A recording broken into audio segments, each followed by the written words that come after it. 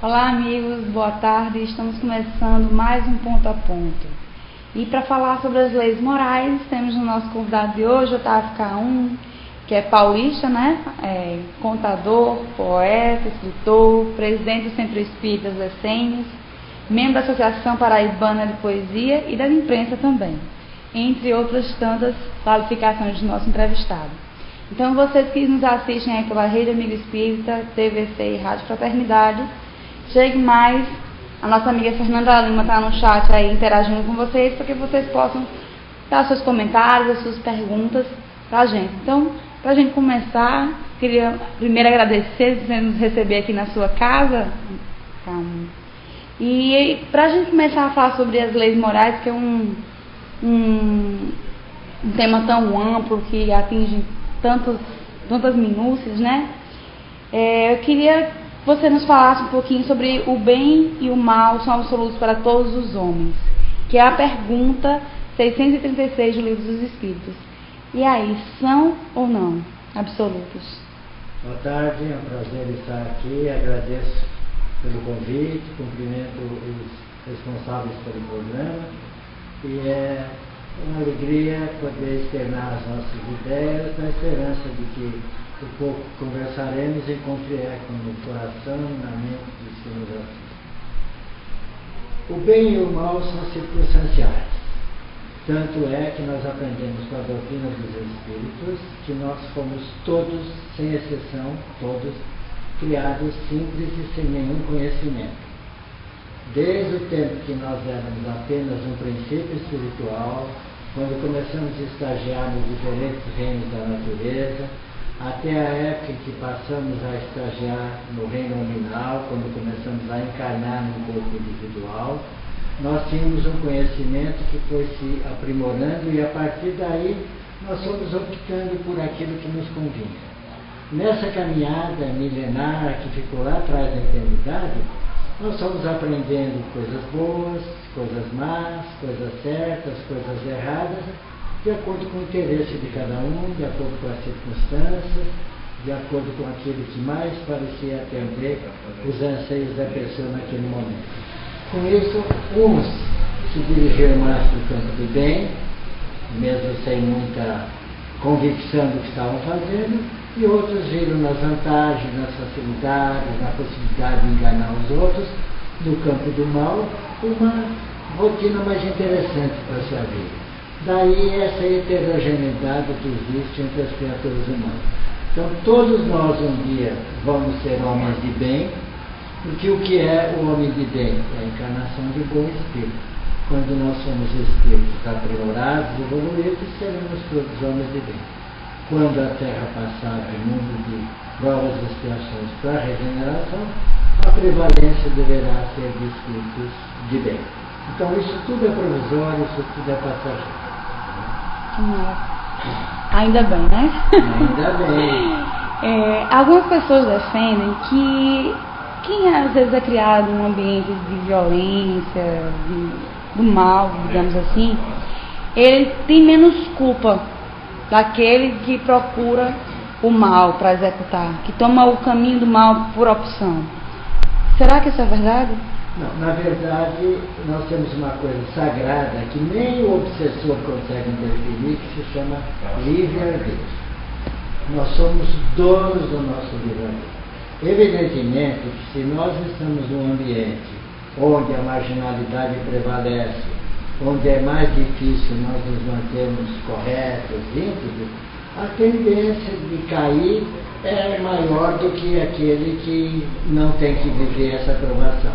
Mas não nos esqueçamos que muitas vezes isto faz parte da própria programação do espírito, viver esse assédio, essa dificuldade, para poder testar se já superou, se já consegue vencer a si próprio. Então ele é livre, todos nós somos livres para fazer o bem ou o mal na hora que nós quisermos. Ninguém nos leva a fazer aquilo que nós não quisermos se nós não estivermos de acordo. Então, a circunstância de viver num ambiente ruim, com dificuldade, não é justificativa para que nós caiamos com mais facilidade. Como A prece, para muitas pessoas, é um consolo, é uma forma de se fortalecer. Mas de que forma a prece, acho que para cada pessoa tem um sentido, né, muito próprio, de que forma a prece ela pode nos ajudar nesse nosso processo evolutivo? A prece deve ser sempre uma rogativa ao Criador, não de pedidos de facilidade, não de pedidos para que as portas se abram para nós indiscriminadamente, mas para que nós tenhamos fortalecimento para enfrentar os problemas do mundo, os problemas da vida. Sendo a prece a ligação da criatura com o Criador, ela é uma sintonia extraordinária.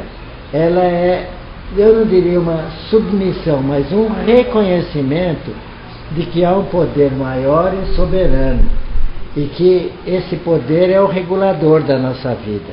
Por isso que eu costumo dizer que há dois futuros: o futuro de Deus, que já está pronto, e o futuro do homem, que ele constrói no dia a dia. Quando foi determinado que o Mestre nasceria, segundo a profecia de Isaías, de uma virgem na Belém de Efrata, que é chamada a Casa do Pão em hebraico, 600 anos antes, Isaías afirmava que Jesus iria nascer, e ele nasceu. Por que isso não mudou? Porque isso é o futuro de Deus. Deus precisa que seus planos se realizem conforme a sua programação. Então a prece é essa sintonia, essa ligação. Pedir força, pedir ombros fortes para carregar a cruz, e nunca facilidade. Que a prece não seja para pedir conveniências, mas para pedir realmente coragem. Vou pedir só para você falar um pouquinho mais alto, que os nossos amigos estão me ouvindo baixinho. E a nossa próxima pergunta é: tendo em vista, né, que tudo que rege o universo é regido por leis. Nós temos leis regendo todo o universo e a quais delas nós não escapamos, né? Se existe, inclusive, uma lei para a reprodução humana, né? O que a gente pode pensar, o que a gente pode considerar da clonagem animal e muitas vezes das pesquisas que querem a clonagem humana? Bem, um assunto científico como esse é sempre perigoso para o leigo abordar. O que nós sabemos é que tudo o que o cientista faz merece, recebe a autorização de Deus. Senão ele não teria condições de realizar nada.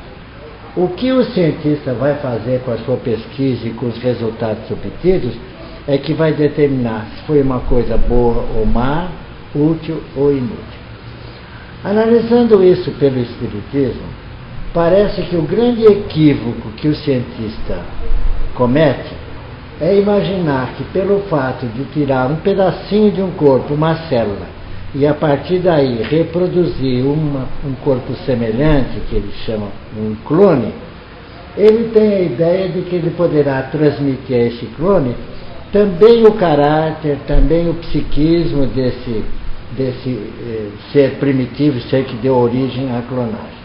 Aí está o equívoco. Como até pouco tempo se guardava material de homens de gênio para fertilizar mais tarde e produzir gênios em quantidade. Ora, nós vemos na prática, no dia a dia, pais superdotados com filhos idiotas, pessoas de inteligência bem pequena, bem mediana, com filhos de grande capacidade. Então, se os cientistas observassem isso, eles veriam que eles não vão poder fazer uma cópia daquele original na certeza de que ele terá a mesma característica espiritual do primeiro. Por quê? Porque aquele corpo vai precisar ser animado por um espírito.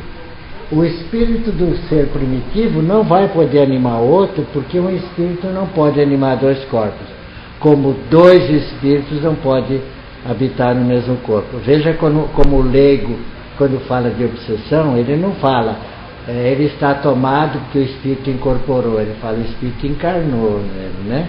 É uma linguagem errada, dando a impressão de que agora há dois espíritos naquele corpo, o espírito maligno e o espírito que é o dono daquele corpo.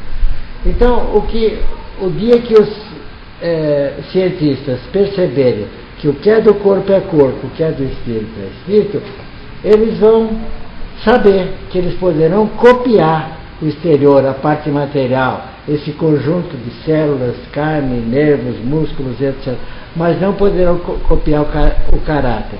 Se nem nós, quando nos casamos e temos o nosso próprio filho, sabemos que espírito vai animar aquele corpo, imagina no caso de um clone. Algum espírito vai ser determinado. Que espírito? Pode não ter nada a ver com aquele primitivo. Então a clonagem, fisicamente, é algo até factível, como se faz com as plantas, etc. Mas garantir que vai copiar a personalidade do original, isso nenhum cientista pode dar. Qual a importância do instinto de conservação? O instinto de conservação é fundamental, principalmente nesta fase imperfeita que nós vivemos como espíritos ainda atrasados, porque se nós tivéssemos certeza que um dia vamos ter, que não precisamos do corpo para evoluir, que nós temos um destino muito mais bonito um dia, quando formos simplesmente espíritos, se nós tivéssemos essa certeza já, talvez nós tivéssemos preguiça ou desinteresse em continuar vivendo. Então nós temos que preservar a vida de qualquer maneira. Temos que lutar para estar vivos de qualquer maneira.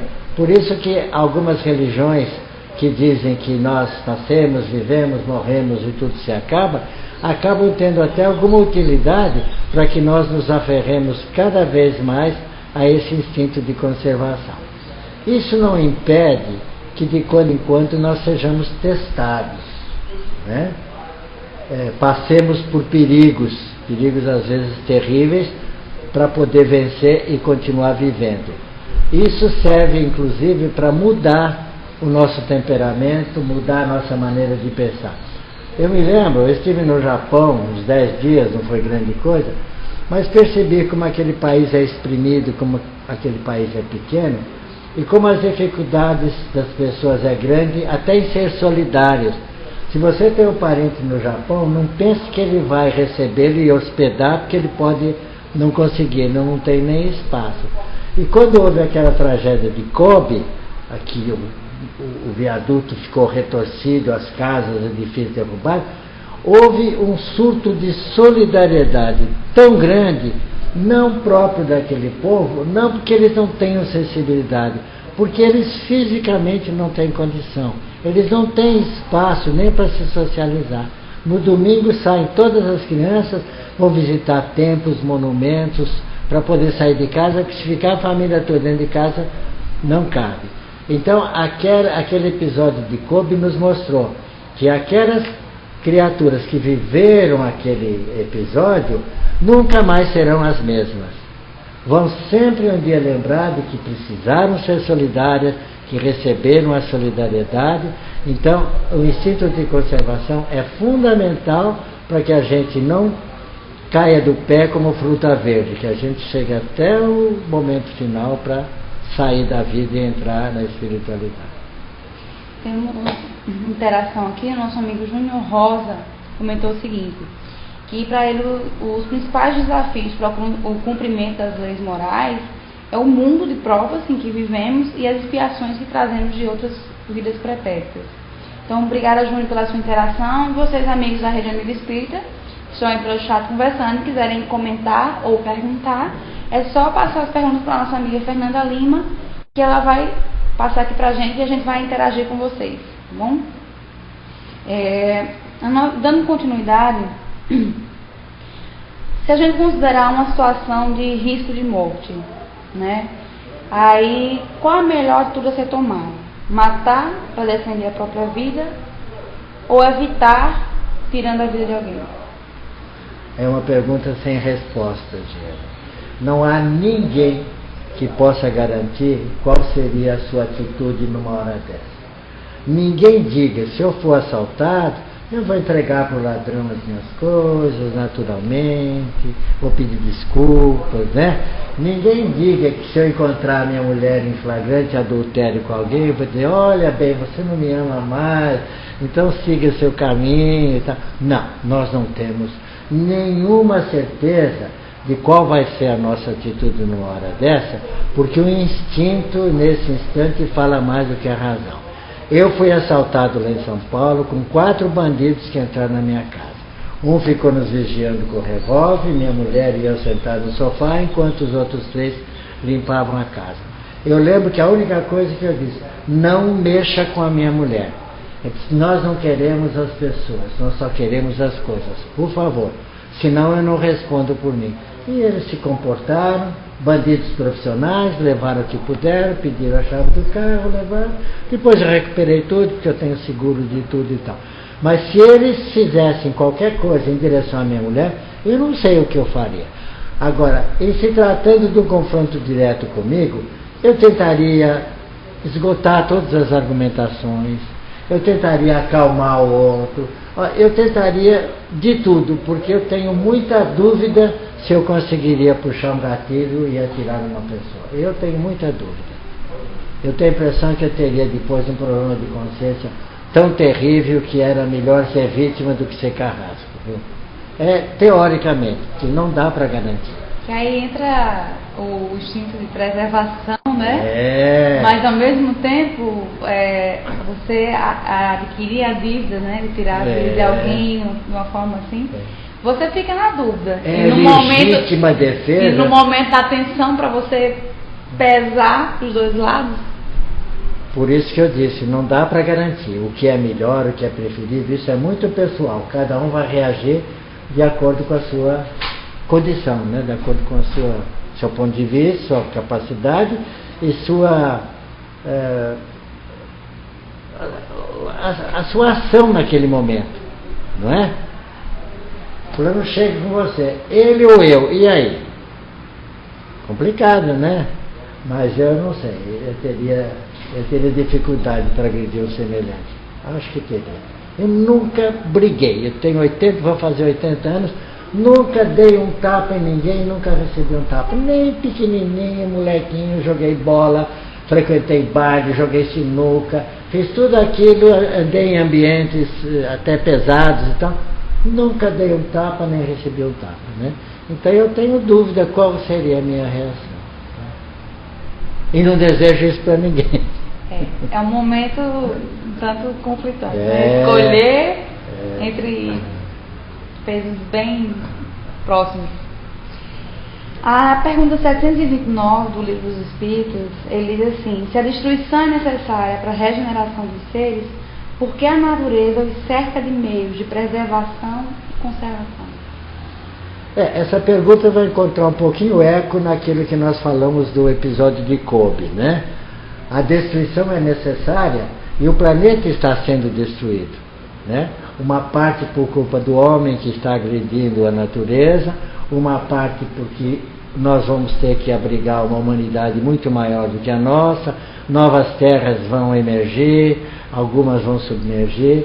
Então, a destruição, a reforma, a gente faz na casa da gente, a gente faz no centro da gente, a gente faz na vida da gente, não é? Então, a reforma é sempre importante. Agora, durante a reforma, sempre tem quem sofra, quem se machuque, sempre tem sacrifício. Né? Nós lembro quando fizeram a ponte Rio-Niterói, uma obra extraordinária, quantos anos esperados? Morreram muitos operários. Então, houve aqueles que viveram o holocausto da obra que estava sendo realizada, né? Então, a destruição é necessária. E o homem deve se beneficiar, tirar todo o proveito, todo o ensinamento que ele puder dessa destruição. E sempre que possível, que a reconstrução seja melhor do que aquele que foi destruído. Seja materialmente, seja no caráter do ser humano, né? Às vezes a gente pensa que esse momento de reconstrução muitas vezes une as pessoas, né? Como você citou o exemplo do Japão, as pessoas se uniram ali para ser solidárias umas com as outras, apesar que a rotina que estão inseridas não facilita, né? Tudo faz parte do plano divino. Tudo faz parte do plano divino.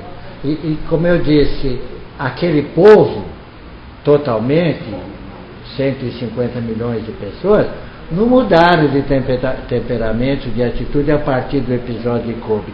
Mas aquela criança que estava no colo chorando e que a vizinha viu uma geladeira no meio do escombro, reconheceu que era sua geladeira, abriu e sabia que lá tinha um litro de leite para dar para aquela mãe, né? Isso é algo que jamais será esquecido.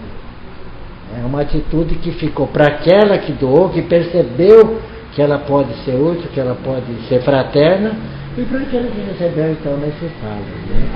Então une as pessoas. Você veja, nós moramos num prédio de apartamento. É raro o nome dos moradores que nós conhecemos, mas vá na favela, todo mundo conhece todo mundo. Atropele uma criança da favela, eles fazem barricada, eles acendem pneu, botam fogo e dizem: estão matando as nossas crianças. Não é a criança da casa, as nossas crianças. Eles são muito mais unidos. Por quê? Porque a dificuldade realmente une as pessoas, né? É bom sofrer. É uma professora convincente esse tal de sofrimento, né? Muito. E nós todos somos testemunhas. E como, né? Há muito tempo que testemunhamos. Pegando o gancho agora do seu comentário, da vida em sociedade, da vida assim, que como você colocou, abriu parênteses, né? A sociedade, das pessoas que vivem numa comunidade mais próxima, mais unida, como as comunidades de favelas, são mais simples, mas as pessoas são mais próximas. E também as pessoas que vivem em apartamentos cada vez mais distantes. Então, para essa convivência social, qual a importância dessa convivência social para o homem? Total. O homem é um ser gregário por natureza. O homem não nasceu para viver só.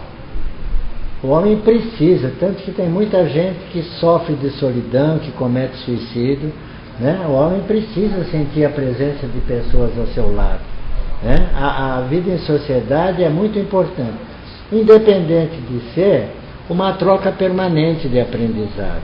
Aquele que sabe, com humildade, ensinar sem ser soberbo porque sabe mais, e o outro se deixando ensinar sem se ofender porque está dependendo do aprendizado. Então é nessa troca. Por isso há patrões, há empregados, há alunos e há professores, né? Um transmite para o outro. O professor que hoje transmite para os seus alunos o conhecimento, um dia sentou num banco de escola lá, quando era pequenininho, no tempo do primário, e foi aprender também com a primeira professora. Então é uma troca permanente, né, em que todos precisam de todos, né? A solidão é muito difícil e não constrói nada, né?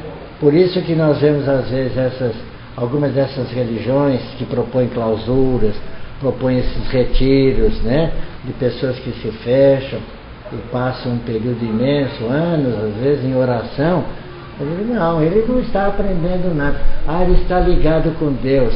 A ligação com Deus se faz pelas mãos, pela atividade, pelo trabalho, não se faz simplesmente pela filosofia, não é? Aquele que está lá na clausura, dizendo que ele está ajudando a humanidade, ele come a comida que alguém preparou, que alguém comprou para ele veste a roupa que alguém lavou e passou, né? É ótimo. É como uma vez eu estava lá em Santos, e o meu filho era pequeno, eu olhei pela janela, tinha um bando de hippies, né? Aí meu filho, eu vou lá me juntar com aqueles hippies e tal, é uma vida legal, uma vida e tal. Aí no dia seguinte eu falei, cadê os seus amigos hippies que não vieram hoje? Aí ele falou, eles foram para casa levar roupa para a mãe dele lavar. Então é bom ser hippie quando você tem a mãe e o papai para pagar sua conta, para lavar, né? Para lavar. Então nós temos que viver mesmo nesse atrito, no cotidiano, nos esfregando, aprendendo um com o outro, sem ninguém querer ser melhor que o outro, mas interagindo permanentemente, né? Temos a interação aqui, o nosso amigo Neto Batista, que comentou o seguinte: Acho que as leis morais são a base para a nossa caminhada, mas ainda estamos distantes moralmente para conseguirmos superar nossas limitações. Claro, nós somos espíritos de um planeta de provas e expiações. O dia que nós tivermos superado essas limitações, não moraremos mais na terra de provas e expiações. Eventualmente ficaremos na terra de regeneração, que já será um prêmio, né, se nós conseguirmos ficar por aqui, né? Mas enquanto nós estivermos aqui nesse planeta imperfeito, praticamente um planeta que cresceu povoado por exilados de outros mundos que progrediram e mandaram seus habitantes para cá, né? Então é perfeitamente compreensível. Não devemos nos entristecer por isso, porque os espíritos dizem que numa encarnação a superação de um vício, de um defeito, já é evolução extraordinária. E para muitos, o simples reconhecimento que tem um defeito já é sinal de evolução. Porque enquanto você não reconhece que tem um defeito, você não luta para combater aquele defeito. Né? Então eles nos deixam claro, eles não nos assustam, dizem, olha, você vai ter que viver muitas e muitas e muitas reencarnações, além das milhares que já viveu, para ser só isso que você é até agora, viu? Ou você pensa que viveu 10 encarnações para chegar até aqui? Foram milhares. E tantas outras, muitas serão necessárias, não para chegar a Jesus Cristo, para chegar a Chico Xavier. Não é? Que já é muita coisa. Muita coisa. Mas que a gente não fique triste, porque estamos tendo as armas para lutar. Nós estamos na doutrina espírita. Nós professamos o Evangelho. Já não estamos num recanto de drogas, já não estamos num antro de jogatina, já estamos usando o nosso fim de semana, o nosso lazer, como alguém que quer produzir alguma coisa de bom, que quer ajudar o semelhante de alguma forma. É uma alegria tão grande chegar lá nos essênios, né? Ver aquele povo de toda semana e tá ali, boa noite, boa noite. Eu digo, não, eles estão voltando. Vieram a semana passada, estão voltando. Ouviram alguma coisa interessante. Estamos fazendo alguma coisa por essas pessoas. Estamos ajudando de alguma maneira. Puxa, que alegria para a gente. Não é? É uma alegria. A gente às vezes não se dá conta de como a gente é feliz. A porta estreita que nós encontramos, que a grande maioria ainda não encontrou, nos faz ser muito felizes. Não precisamos de muito mais que isso. Vamos lutando, crescendo pouco a pouco, porque é devagar mesmo. Mas que não abramos mão de cada oportunidade que tenhamos para crescer um pouquinho mais. Né? A gente falou da convivência social, e agora eu queria falar um pouquinho da convivência familiar. Esses laços de família, que encarnação após encarnação, nós ou apertamos mais esses laços, ou nós adquirimos novos laços, né? Como a família, ela contribui na nossa evolução? Nós fomos para o Espiritismo, primeiro minha mulher, em 73, 74, por causa da família. Nós tínhamos uma vizinha que era espírita, com quem nós já convivíamos há muitos anos, mas nunca falamos de religião. E nunca tínhamos ouvido falar de espiritismo. Ao contrário, quando a minha mulher era funcionária pública do INSS, lá no centro de São Paulo, uma vez ela desceu da comissão indo para o trabalho e viu lá, Federação Espírita do Estado de São Paulo. Ela deu um pulo de susto que ela foi parar do outro lado da rua, porque ela tinha sido criada em colégio de freira, das Doroteias, lá no interior de Minas, em Pouso Alegre, e aquilo era coisa de Satanás, afinal de contas, né? Então, essa nossa amiga que era espírita nunca conversou conosco sobre religião. E um dia minha mulher estava aborrecida e falou, Sinira, por que é que eu me dou tão bem com você, a gente conversa, é tão amiga, e eu não tenho essa mesma amizade com meu pai, com minha sogra, com os meus irmãos?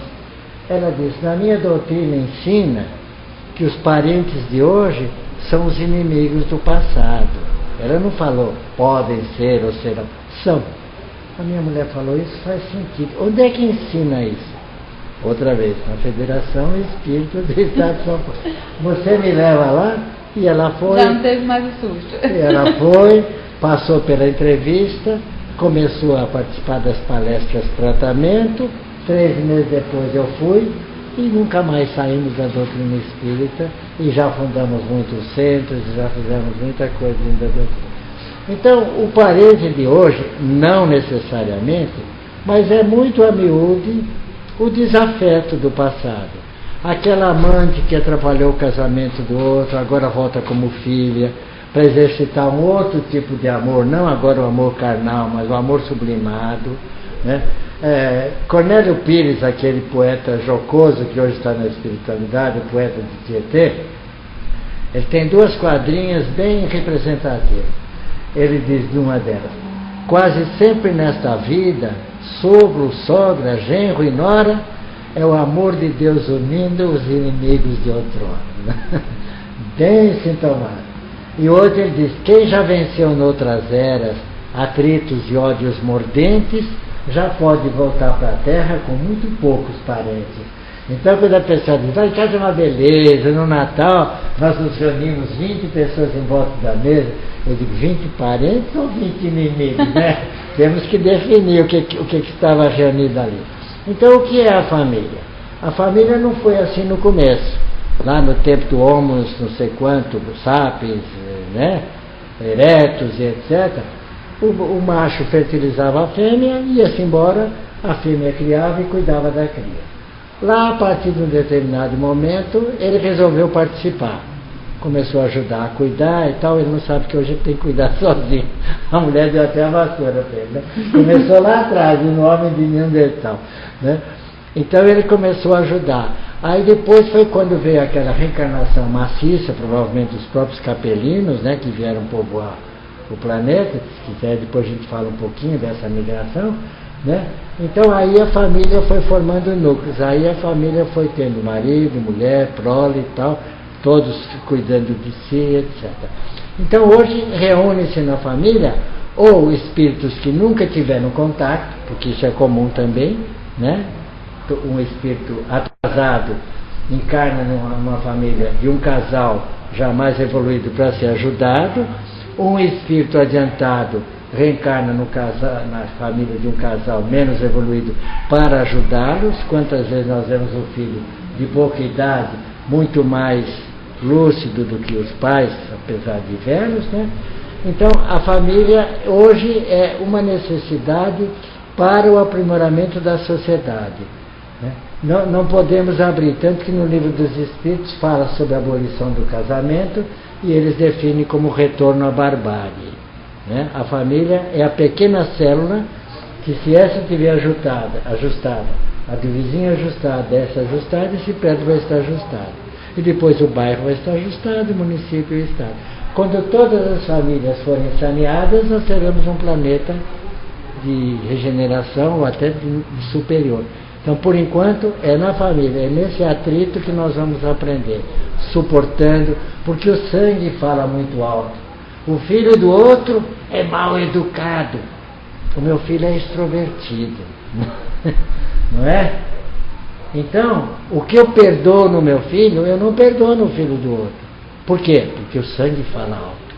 Então, por enquanto, a parentela consanguínea ainda é importante e vai ser ainda por muito tempo.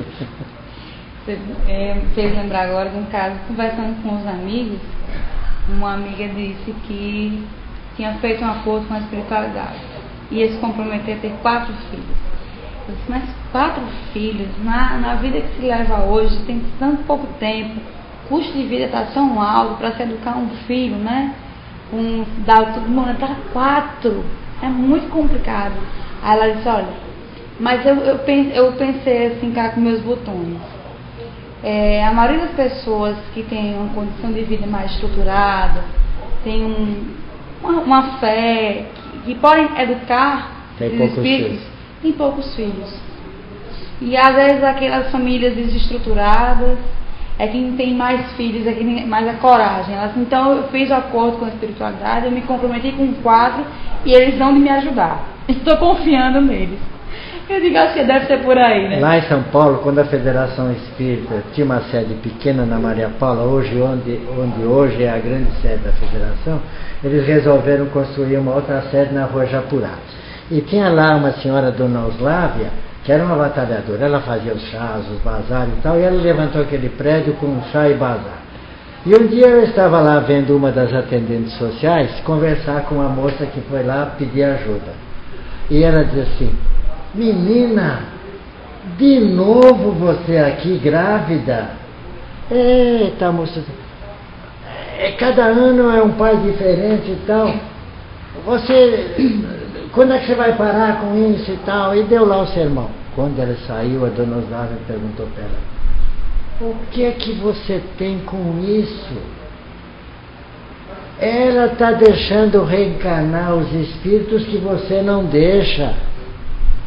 Ela está deixando nascer os pedreiros, os pintores, os marceneiros, os lixeiros, porque o seu filho tem que ser o doutor, o engenheiro. E nós precisamos também do pintor, do pedreiro, do lixeiro.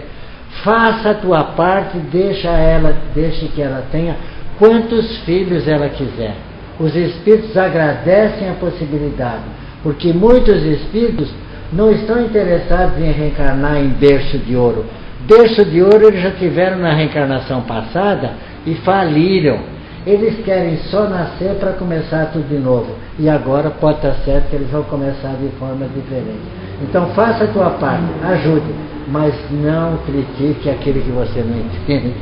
Mais ou menos o que você está dizendo, né? Quem pode não tem. Quem não pode... Quer dar um intervalo agora? Hã? Quer um intervalo agora, não? Dá um intervalozinho agora? Pronto, minha gente, vamos dar um intervalozinho rapidinho e já voltamos.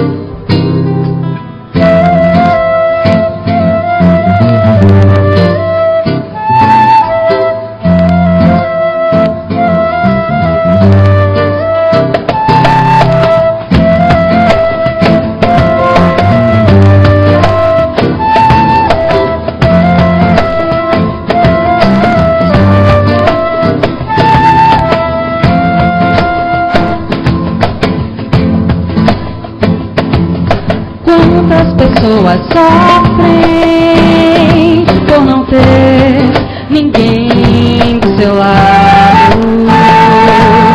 Quantos casais se perdem no vazio por estarem separados e deixam-se levar por desatinos e sentem falta do amor. Olham pra si e veem que estão sofrendo, não sabem como suportar a dor. Bom é você abraçar seus familiares no aconchego, amigos. Bom é você chegar no lar contente, no sorriso, fazer um amigo. Ame sua família, mesmo que nela exista alguém que lhe magoou. Aproveite o momento de esclarecimento, no futuro se colhe o que semeou. Todo mundo! É hora de apertar os laços da família com amor, ligando todos felizes na mesma união, no pulsar de um só coração. É hora de apertar os laços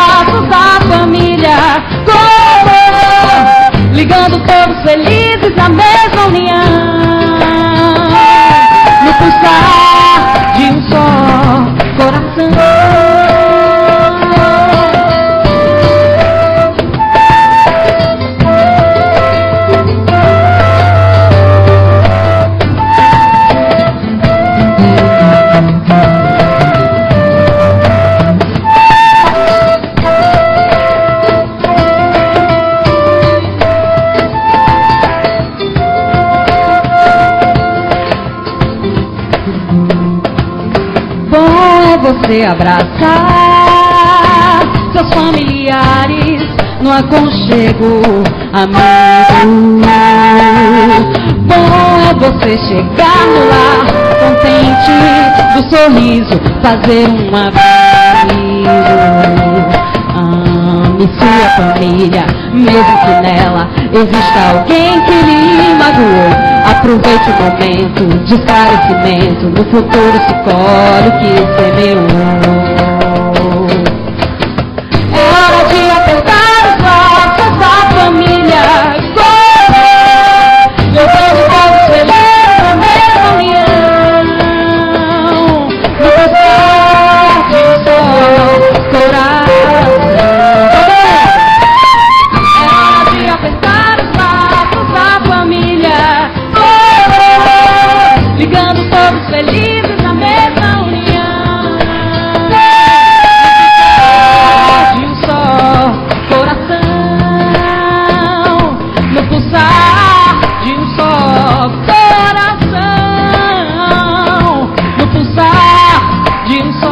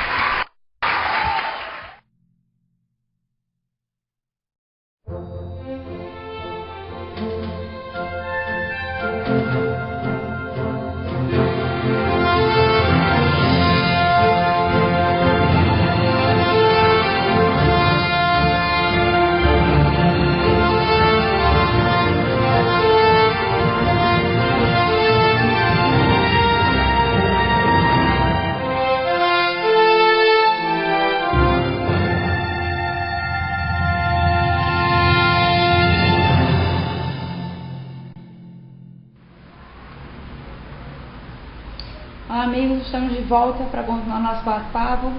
Como a gente estava falando sobre a família, sobre as famílias, né? E no geral, mas agora eu queria puxar para o aspecto individual, assim. Por que a gente ainda encontra muitas pessoas que, por mais que tenham um desenvolvimento intelectual grande, né? Conseguiram intelectualmente desenvolver muito bem, se destacam pelo seu intelectual desenvolvido, mas moralmente ainda tem. Por que o intelectual e o moral ainda não conseguem evoluir em paralelo? Porque essa é a ordem das coisas, realmente. O homem voa com duas asas, a da inteligência e a da sabedoria.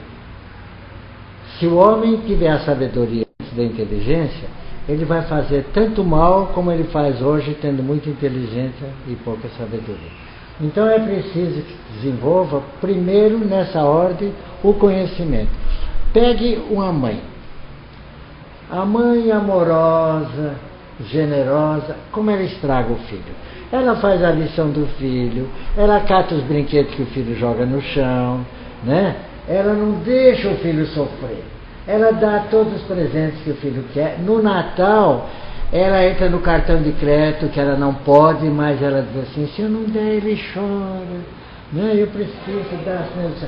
Então, veja que a bondade, a moralidade, assim, no campo do amor, assim, é tão nocivo quando é desequilibrado, quando a inteligência é usada para oprimir a pessoa. Então é preciso que nós realmente comecemos primeiro com a inteligência. Esse é o caminho natural. Mas que, paralelamente, usemos essa inteligência para ir aprimorando o nosso conhecimento moral, evidentemente, né? Porque ficar só inteligente não adianta. Mas aqueles que não sabem, aqueles que não têm o princípio das coisas, aqueles que não sabem da continuidade da vida, da eternidade, da reencarnação, esses vivem o momento presente, não é? Por que Kardec disse que a grande missão do Espiritismo é combater o materialismo? A pessoa hoje que é intelectualizada, ela se considera dono da outra porque ela sabe mais, né? Ela pode tudo porque ela sabe, né? Quando ela perceber que aquilo que ela fizer errado com seu intelecto vai lhe custar um resgate muito grande, que as omissões que ele fez em relação ao outro quando ele podia ter ajudado vai ter que ser pago mais tarde, então ele aceleraria um pouco mais essa moral para que ela caminhasse mais paralelamente com o intelecto. Mas a moral ir na frente também não funciona. Ela vai ser uma moral desequilibrada, sem bom senso, sem diretriz, né? Eu não posso ser bom e corromper o outro, impedir o outro que cresça. Dá tudo que ele quer, dá tudo que ele me pede, quando ele tem que aprender a conquistar por conta dele. Se a mãe disser para o filho, tem um erro na sua lição, e ele perguntar onde, procure, descubra, ela já deu uma grande ajuda. Agora, se ela chegar lá, foi ela que fez a prova, não foi o filho. Só que o dia que ela desencarnar, deixa um filho órfão de mãe e órfão de conhecimento, órfão de capacidade para sobreviver. Então é isso que não pode. Então isso é o normal. Por isso que a gente tem que ser mais espiritualizado do que é para administrar o intelecto, né? E o que ainda você considera que ainda é o maior obstáculo à nossa evolução? O materialismo. Nós fomos educados há 20 séculos que nós iríamos viver uma vida só, morremos e acabou. Depois disso, o nada. Ou vai para o inferno e fica queimando eternamente, né, como a gente costuma dizer, ou corpinho resistente esse para queimar eternamente e não acabar, né? Ou vai para o céu e fica sentado à mão direita de Deus em permanente contemplação. Ora, se Deus trabalha, se Jesus trabalha, como é que eu vou ficar lá em permanente contemplação? Eu preciso trabalhar, eu preciso produzir. Então me contaram, já há 20 séculos, numa dessas reformas que houve aí da igreja, que a reencarnação não existe, tiraram dos dogmas da igreja a reencarnação, que era uma prática dos primeiros cristãos, o conhecimento dos primeiros cristãos, que o próprio Jesus diz, ninguém verá o reino de Deus se não nascer novamente. Aí diz, mas esse nascer novamente não é nascer num corpo, é nascer na renovação das ideias, tal, também, mas é nascer fisicamente, tanto que ele disse, o que é do corpo, o que é da alma, o que é do espírito é espírito. Então nós temos que nos empenhar para que esse conhecimento, essa bondade seja realmente uma coisa acreditada. Como Kardec nos disse, quando o Espiritismo for vulgarizado, na verdade o termo mais indicado seria popularizado, ninguém vai fazer mal para o outro, porque vai saber que é a si próprio que está fazendo. Quando eu matar o outro, estou matando a mim. Quando eu estuprar o outro, estou estuprando a mim. Quando eu enganar o outro, estou enganando a mim. Quando eu roubar o outro, estou roubando a mim. O outro não precisa daquilo que eu roubei, mas eu registrei na minha consciência uma dívida que eu vou ter que devolver até o último centavo, como ensinou Jesus Cristo. Então, para que eu faça isso, é preciso que eu professe uma doutrina como o Espiritismo, que realmente me explique que eu sou uma eternidade, que eu sou hoje um momento provisório de uma coisa muito grande, muito maior, muito comprida, e que eu estou preparando hoje. Como brincam os espíritos, a felicidade não é deste mundo, mas aqui é que se compra passagem. Não é? Que bom que a gente já está aqui comprando a passagem. Já estamos comprando a passagem. A pergunta 845 do Livro dos Espíritos, ele nos pergunta, no caso ele traz a pergunta, que é se as predisposições instintivas, né, do homem, se exerce algum obstáculo ou alguma interferência em relação ao seu livre-arbítrio. Exerce e muita. Aí fala predisposições instintivas, não fala se são boas ou más, né? Mas tanto as boas como as más exercem. E dependendo, voltando àquela pergunta anterior, do meio ambiente onde ele viva, aí essas predisposições instintivas afloram mais, acabam interferindo, criando mais dificuldades. Não é razão para que ele faça coisas erradas. Mas se você já é um espírito mau, você tem uma vocação para o mal. Eu me lembro quando o Chico ia lá nas ruas de Uberaba e um homem vinha lá do outro lado e quando via o Chico evitava. Aí o Chico ficava preocupado: o que será que eu fiz para aquela criatura que ele me evita? Aí isso se repetia tantas vezes. Um dia ele entrou num bar para tomar um café e o cidadão estava lá. E ele perguntou: o que foi que ele fez, meu amigo, que toda vez que a gente se encontra na rua, você muda de calçada para não me encontrar? Que mal que eu fiz para você? Aí ele disse: você, Chico, você não fez nada. Quem fez fui eu. Você, que foi que você me fez? Quando você era funcionário do governo lá em Pedro Leopoldo, eu uma vez falei mal de você, você acabou sendo punido, sendo suspenso, lembra? Não, eu não me lembro. Lembra, Chico? Foi assim, por mais que ele insistisse em que o Chico relembrasse o episódio, o Chico não se lembrava. Por quê? Porque o Chico já tinha ultrapassado a mágoa, a ira, a revolta, o desejo de vingança.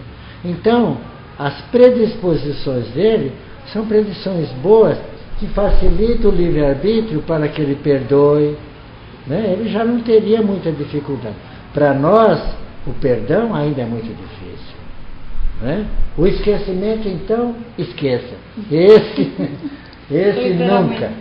Esse nunca. Você está numa festa feliz com os seus amigos e de repente entra alguém que um dia teve uma indelicadeza com você, até inadvertidamente, mas você olha aquela criatura e fala: estragou a minha festa, era tudo que eu queria, menos aquela. Ou no melhor método nordestino, que esse diz muita coisa, né? Tem uma reticência aí que é cumprida, né? Então, essa predisposição instintiva exerce influência no livre-arbítrio, mas cabe a nós usar o livre-arbítrio resistindo às más tendências e caminhando em frente. Quais são as principais características? Então, um homem de bem é aquele que já cresceu, já evoluiu e que pratica essas leis básicas, leis de justiça, de amor e de caridade, em todas as circunstâncias. Quando se fala em amor, é uma coisa tão ampla que eu me lembro de uma frase de Emmanuel, muito bonita, que ele diz assim: se você estiver com um grande problema, ame, mas ame tudo e todos intensa e incondicionalmente. E se você não for correspondido nesse amor, não se preocupe, o amor basta por si próprio, não é? Quem ama é porque tem amor. Para dar alguma coisa é preciso produzir primeiro em si próprio. O homem de bem é a encarnação de um bom espírito. É aquele que tem bondade, é aquele que tem qualidades, que tem mais virtudes que defeitos, não é? Qual a mais meritória das virtudes e o mais comprometedor dos vícios? Isso aí me remete à pergunta 893 do Livro dos Espíritos. Qual a mais meritória das virtudes? A resposta é muito boa, muito inteligente, muito profunda, como sempre os Espíritos dão. Toda virtude tem seu mérito próprio, porque indica tendência para o bem, né? Há virtude sempre que há resistência contra o arrastamento das más tendências. Aí ele completa: a sublimidade da virtude, porém, é aquela que se fundamenta na mais desinteressada caridade. Por isso é que Kardec usou como lema do Espiritismo: fora da caridade não há salvação. Enquanto as outras religiões dizem fora da igreja, ou conhece Jesus, né? Nem Jesus pode nos ajudar se nós não tivermos caridade, né? Como diz o próprio Paulo, né? se eu falar a linguagem dos santos, se não tiver amor, né? Se não tiver caridade, nada sou. Então, a sublime virtude é a caridade, mas toda virtude é apreciada. A modéstia, a simplicidade, a humildade, toda virtude que a pessoa consegue incorporar é apreciada. Quanto aos defeitos, aí seria bom a gente... Aí não falou defeito, ele falou vícios na sua pergunta. Vamos fazer uma distinção entre vícios e defeitos, que isso é muito importante. Vício é tudo aquilo que está fora do homem. É o fumo, é o álcool, é a droga, é a sensualidade, é a gula. Eu não preciso ser escravo daquilo, aquilo não mora em mim. Se eu quero deixar de fumar, eu não compro cigarro. Se eu quero deixar de beber, eu não compro álcool. Mas o defeito não, o defeito mora em mim. O defeito é me fazer orgulhoso, o defeito é me fazer vaidoso, o defeito é me fazer inconformado, impaciente. Aí então é sempre um pouco mais difícil, porque qualquer defeito que eu tenha que combater, eu tenho que buscar a virtude antagônica e fazer dele a matéria-prima para transformá-la na virtude. Eu não posso ser humilde e egoísta ao mesmo tempo. Ou eu sou desprendido e egoísta ao mesmo tempo. Eu não posso ser humilde e orgulhoso. Quem é orgulhoso não é humilde. Quem é humilde não é orgulhoso. Então, quando eu sou orgulhoso, eu vou fazendo um treinamento para ter humildade. Por isso que às vezes eu vejo certas definições, dizer assim, foi lá no centro pedir ajuda de uma pessoa muito humilde. Como é que você tem certeza que ela é humilde? Porque ela está mal vestida? Uma pessoa mal vestida não é necessariamente uma pessoa humilde. Há muita gente rica, muita gente poderosa, cheia de humildade, que respeita, que tem condescendência com os inferiores, tem aquele patrão generoso, tem aquele patrão déspota, tem o marido amante da mulher, tem o marido escravizador da mulher. Então, não é a posição, não é o dinheiro, não é a maneira como você se veste que determina se você é humilde ou orgulhoso. Porque a humildade não é um defeito social, é uma grande virtude espiritual. Como é difícil ser humilde. E se você então vem de baixo, progride, melhora, manter a humildade, manter a singeleza que você tinha quando estava por baixo, é sempre uma coisa bem complicada. Então, não há vícios ou defeitos mais ou menos importantes. Um defeito pequeno, como a introversão, o acanhamento, é um vício, é um defeito, perdão, né? Isso nos faz tanto mal que fecha muitas vezes as portas que nós precisaríamos abrir. Eu vou fazer uma entrevista, eu não olho nos olhos do entrevistador. Eu vou conversar com uma pessoa, eu olho para cima. Eu vou numa festa, eu fico no canto, eu não me enturmo. Eu não sei conversar. Aquilo faz um mal tão grande para a pessoa. Eu sou tão agradecido ao Espiritismo. Eu era profundamente acanhado, ainda sou. Ainda tenho dificuldade em certas situações, ainda quando vou fazer uma palestra fico preocupado pela responsabilidade, mas eu era muito acanhado, muito. Eu venho de família muito simples, filho de operários, não fui habituado a viver em sociedade, então quando eu pegava o ambiente um pouquinho mais requintado eu me perdia. Até com o simples uso de um talher, de um copo, eu me complicava. Mas eu me lembro que eu frequentava um centro espírita, e eu me sentava lá atrás, anonimamente, descompromissado, como a grande maioria que vai ao centro. Senta, toma o passe, se tiver água fluidificada, toma e vai-se embora. Não me comprometo. Um dia faltou o palestrante. O dirigente foi lá no fundo, porque eu era assíduo, como sempre eu sou em tudo que faço, chegou e disse assim, doutor Otávio, boa tarde, boa noite. Boa noite. O senhor Luiz Novaes não vai poder fazer a palestra hoje. O senhor pode substituí-lo? Eu nunca tinha falado nem na cozinha da minha casa, nem na escola, nem no meu trabalho. Eu nunca tinha feito uma reunião. Eu olhei e disse, eu? O que o senhor vai O que eu tenho que falar? Não, eu vou abrir o Evangelho ao acaso, leio um trecho e o senhor comenta. Diz, minha Nossa Senhora, isso não vai dar certo. Eu não tenho capacidade. Mas eu não podia correr, né? Eu disse, tá bem. Era uma palestra de 30 minutos, eu falei 10. E arrematei, muito acanhado, sentei. Ele falou, muito boa a fala do nosso irmão, ele tem cultura para mais de 10 minutos, mas hoje ele resolveu sintetizar e não sei o quê. Aí no final da palestra o pessoal disse, muito bom, é assim que se faz uma palestra, direto, objetivo e tal. Mas nada disso, eu sei que foi um vexame. Só que valeu, porque na semana seguinte o palestrante disse, o senhor gostaria de se iniciar nesse trabalho de divulgação do Espiritismo? Eu disse, gostaria. Ele disse, então vamos fazer o seguinte, eu falo uma semana, o senhor fala na outra. O senhor prepara o texto em casa, dá para o senhor Matei ler e depois o senhor desenvolve, tá bom?